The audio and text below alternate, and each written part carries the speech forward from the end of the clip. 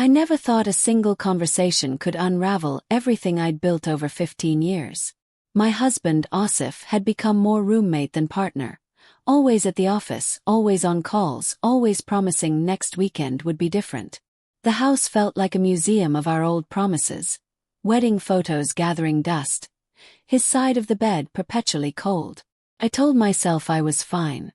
Contentment was just another word for survival. Then came the family dinner last Eid. Everyone was there, my sister, her husband, their kids. And him. Lol. My nephew. 26 now, taller than I remembered. Quieter than the boy who used to chase me around the courtyard demanding stories. He'd been away studying in Lahore, then working in Karachi. Life had hardened the edges of his smile, but his eyes still held that same gentle curiosity they had when he was 10 and I was 22, and he thought I knew everything. We ended up alone on the veranda after everyone else drifted inside for chai. The night air carried the smell of burnt sparklers and roasted corn from the street. He leaned against the railing, looking out at the dark garden. "You look tired, Fuppo," he said softly. No teasing, no formality. Just observation. I laughed, short and brittle. Married life does that. He turned to me then, really looked. Does it have to? The question hung between us like smoke. I could have deflected, changed the subject, gone back inside. Instead I stayed. We talked for hours that night. First about safe things.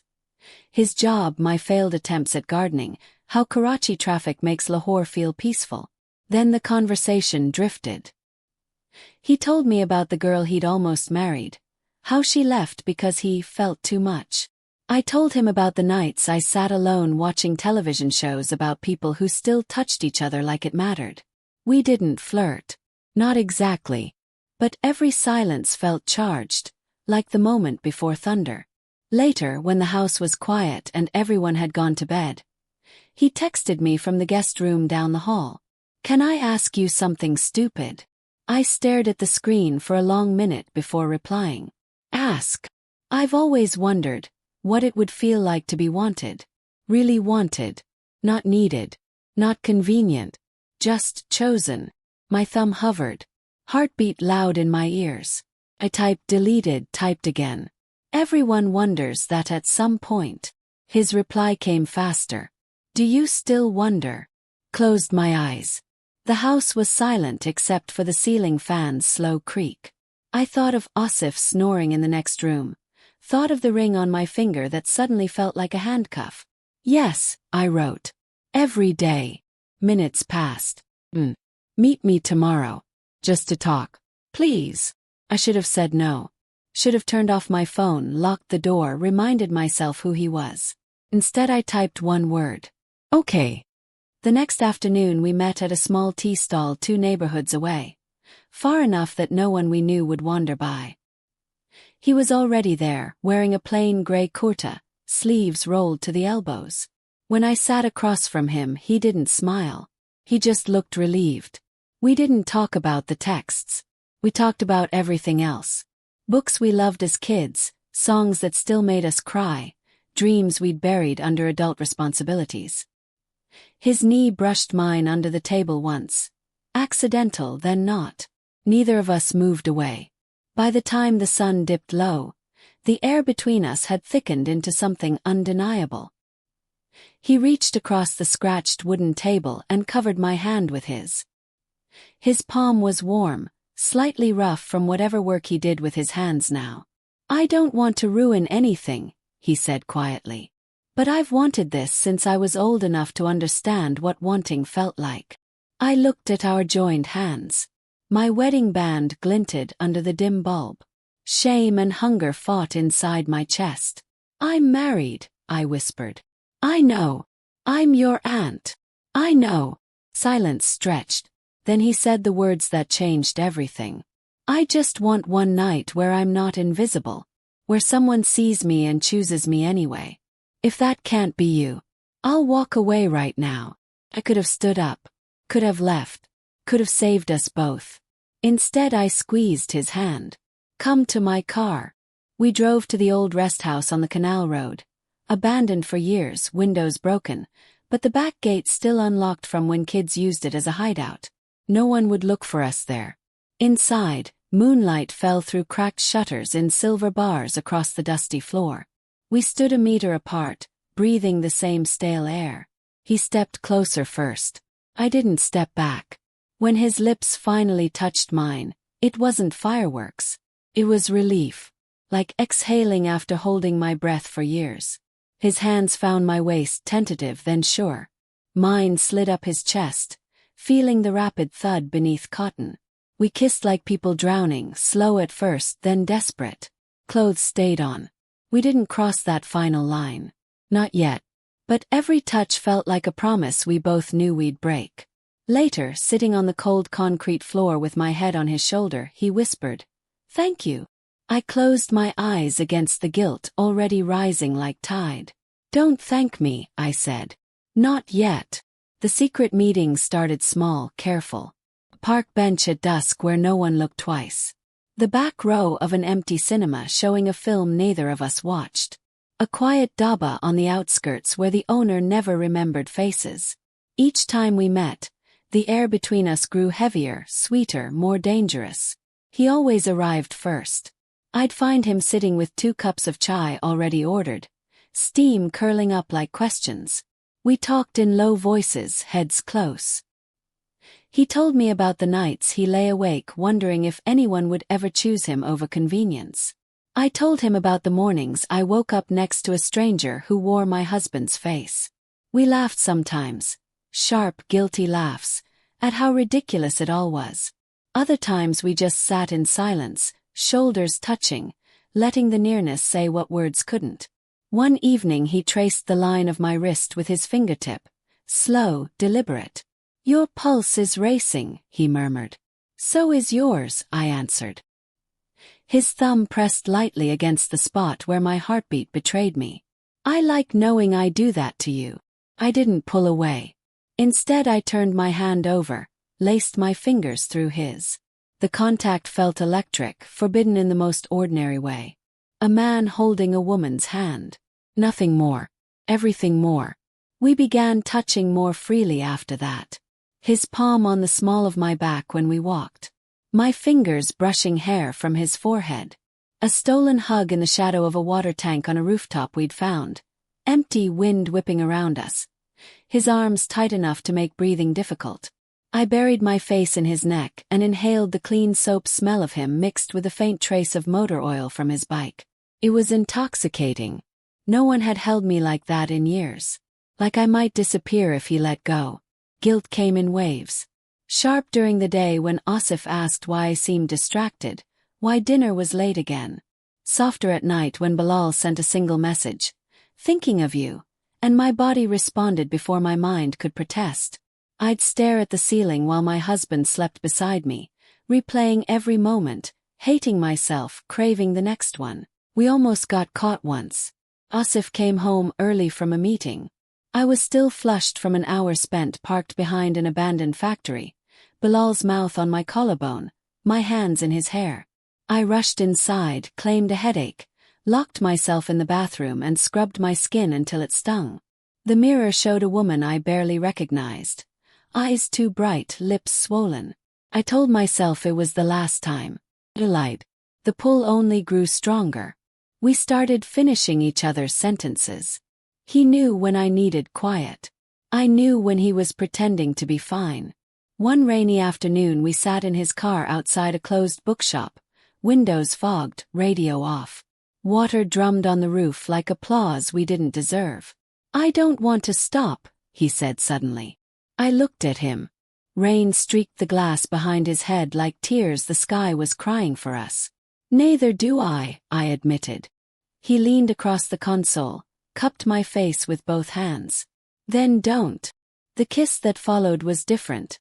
Hungrier, less careful. Tongues met, teeth grazed, breaths came in short gasps.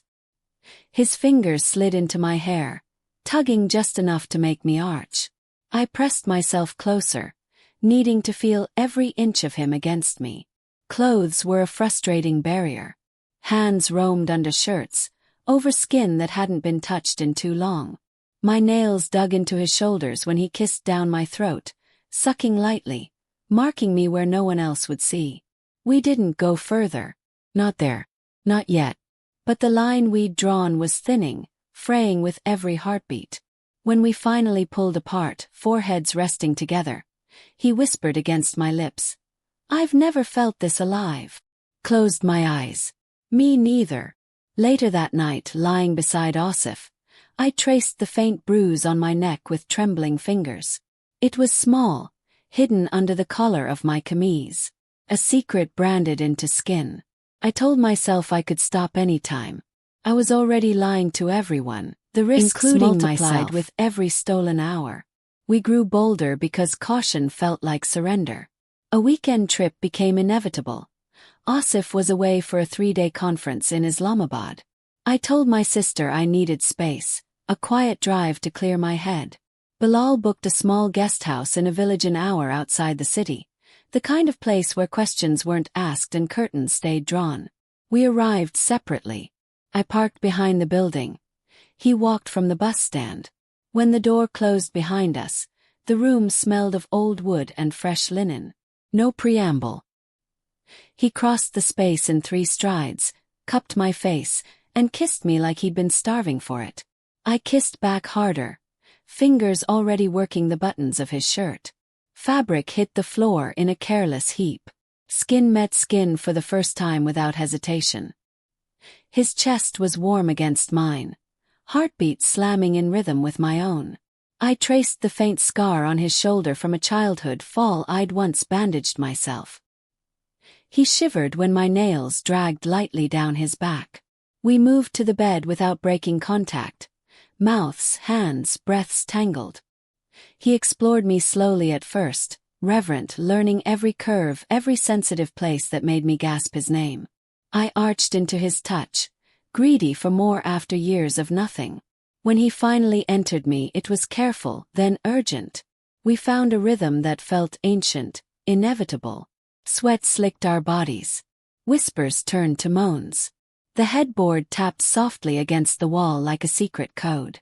Afterward we lay tangled, breathing hard. He traced lazy circles on my stomach. "I've dreamed this exact moment," he said. "More times than I can count." I turned my face into his neck. "So have I." And hated myself for it. The guilt was quieter here, muffled by exhaustion and afterglow. But it never left. It waited. When we made love again, slower this time, face to face, eyes locked, it felt like apology and promise at once. His hands cradled my head like I was fragile.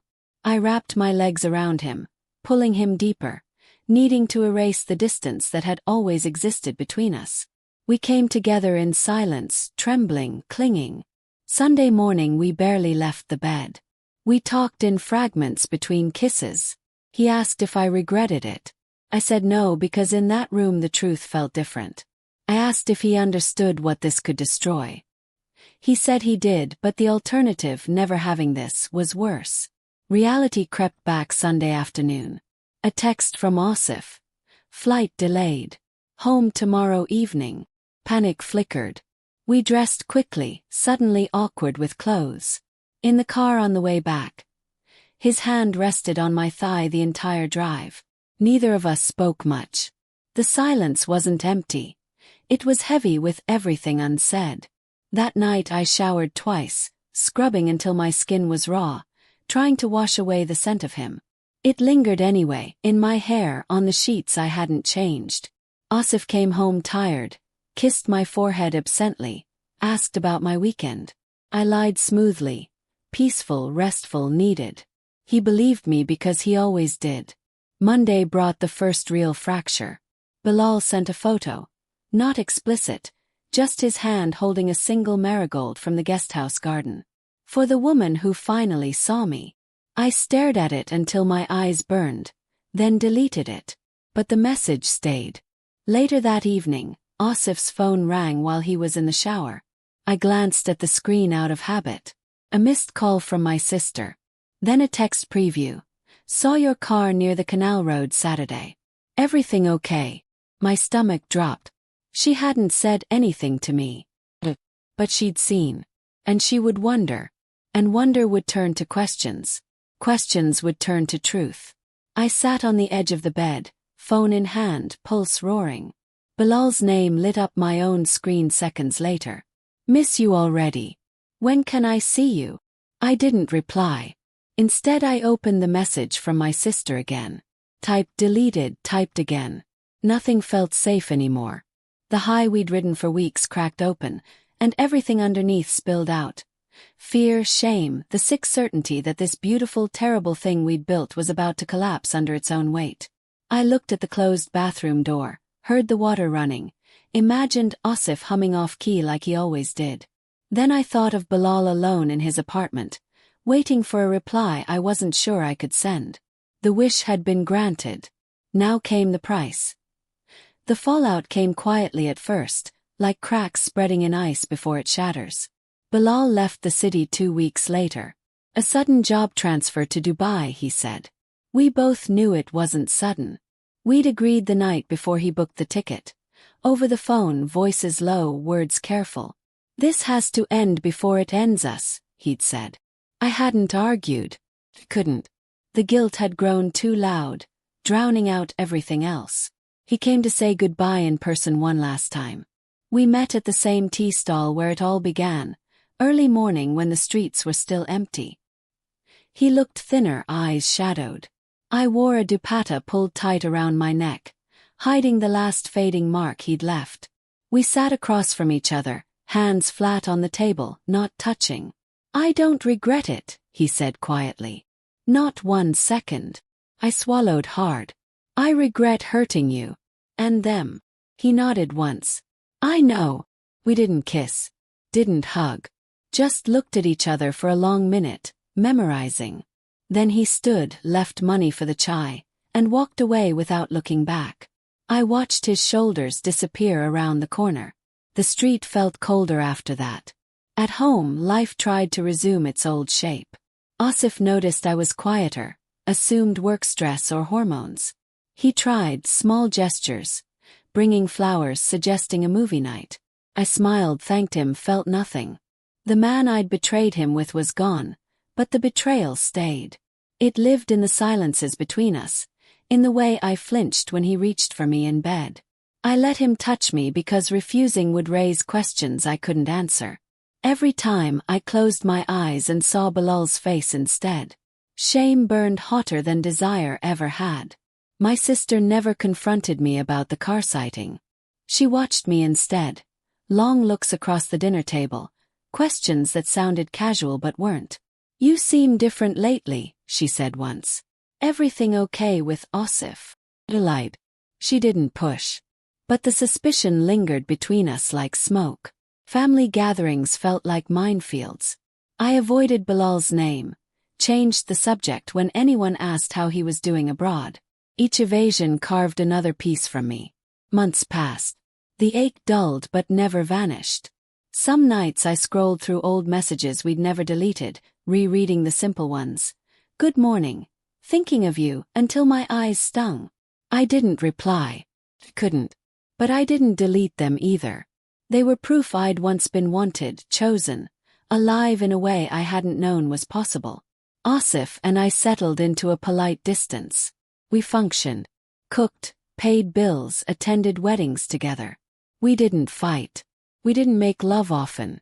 When we did, it was mechanical, polite. I wondered if he sensed the emptiness but was too tired to name it. I wondered if I'd ever feel anything real again. One evening, 6 months after Bilal left, a postcard arrived. No return address. Just a photograph of a desert sunset, sand gold under a bruised sky. On the back, in his neat handwriting, still think of you. Hope you're finding peace. B. I held it for a long time. Then I slipped it between the pages of an old novel on the shelf where Asif never looked.